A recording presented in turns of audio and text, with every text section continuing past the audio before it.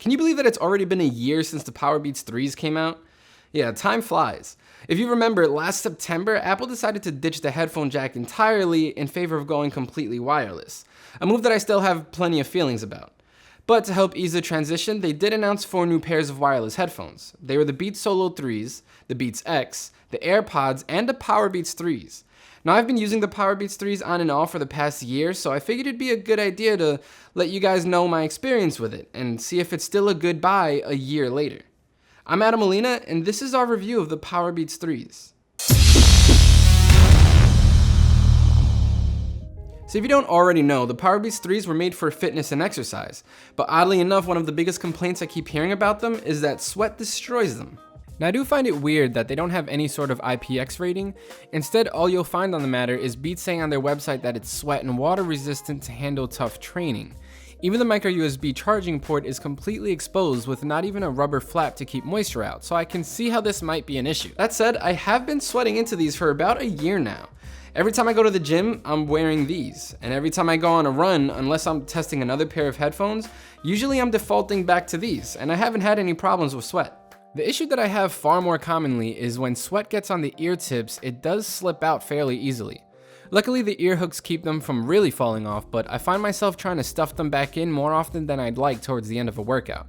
One thing I do like about the build quality with these though is that the plastic they used seems to be able to withstand a lot and they still look good. Now, this pair is by no means brand new, but for as much as I've used them, they still look good enough that I wasn't too worried about shooting this B-roll with them. The ear hooks are also somewhat flexible, so I don't get any discomfort on the top of my ears, which can sometimes happen with exercise headphones that are a little too stiff. The cable is flat, which is nice when you have to stuff these in your pockets on your way to the gym, but it also comes with a sliding adjustment piece, so you can tighten these to the back or the bottom of your head for a more secure fit. The control module on it is also minimal and sleek, but I have my issues with it. If you're just walking around casually, the button works fine.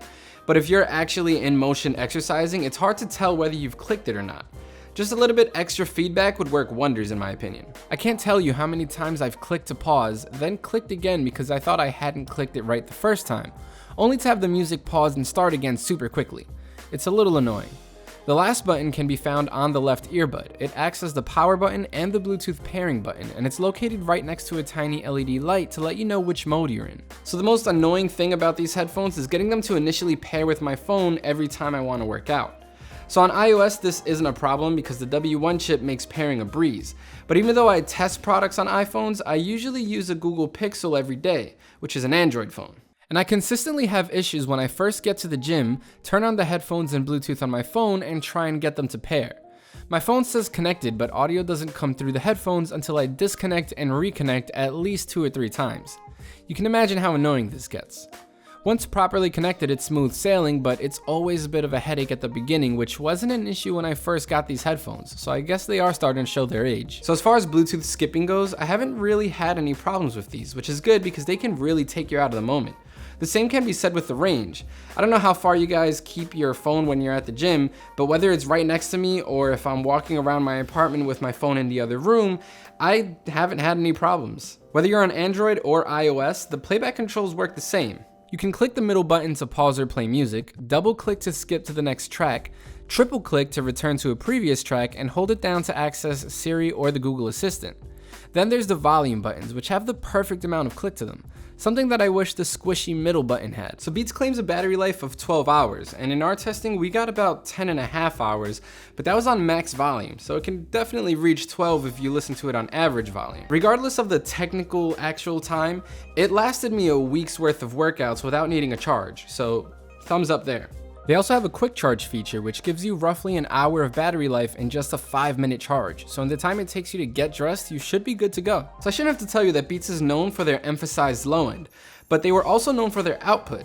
The Powerbeats 2s got really loud, which some people enjoy when they're pushing themselves to the limit in the gym. The Powerbeats 3s, however, pulled back on that maximum output, which I enjoy because I like my ears and I like hearing, but if you're one of those people that like a crazy high volume when you're exercising, these might not do it for you.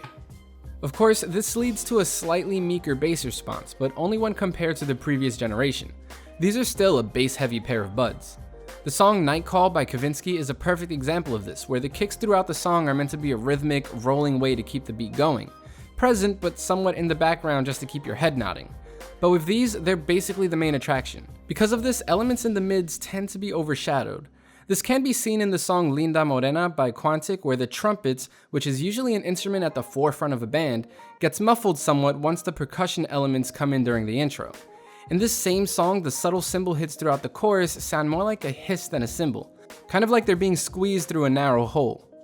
So overall, I do really like these headphones for what they were made for, which is exercise. The overemphasized bass does give me an extra push when I need it, but I do use a different pair of headphones throughout the day to actually listen to music. These only come out of my bag when I'm headed to the gym. So once I deal with the hassle that is connecting these to my phone, I don't get any skips during my workout, which is very important to me. And thankfully, I also haven't had any issues with sweat damage. Now, are these perfect? Definitely not.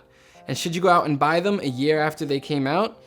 I would say no, unless you get them on a crazy sale. They're good, but they're not great, and they're not $199 great. In the meantime, you could get a bunch of headphones from our best workout earbuds list that will save you a bunch of money, even if they don't have the same bumping bass that Beats is known for. We're giving the Powerbeats3s a 7.5 out of 10. And that's it for our review of the Powerbeats3s. Thanks for watching. If you want to know more about these headphones or any of the other products we review, make sure to check out SoundGuys.com. But while you're here, subscribe to the YouTube channel if you haven't already, and sign up to our newsletter so you can stay up to date with all the newest reviews and audio news here at SoundGuys. Brownie points if you also hit the notification bell down there so you'll know exactly when we upload a YouTube video. I'm Adam Molina. I'll see you later.